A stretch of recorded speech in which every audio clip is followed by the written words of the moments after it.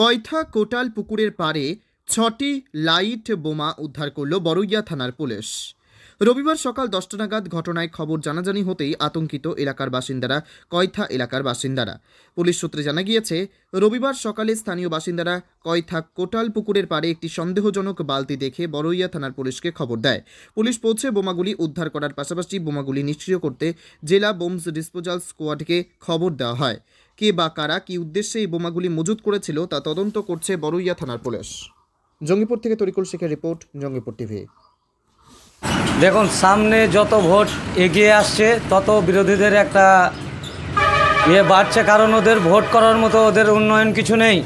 আমাদের যারা বিরোধী সিপিএম, কংগ্রেস, বিজেপি, তাদের দুষ্কৃতীরা এলাকাকে উত্তপ্ত করার জন্য, এলাকার মানুষকে আতঙ্কিত করার জন্য এখানে ওখানে বোমা রেখে দেওয়া, বোমা নিয়ে ছুটে বেড়ানো, এইগুলি হচ্ছে আমাদের বিরোধীদের কাজ। সিপিএম, কংগ্রেস, বিজেপি, তাদের যে দুষ্কৃতীরা আছে তারাই করছে এগুলি।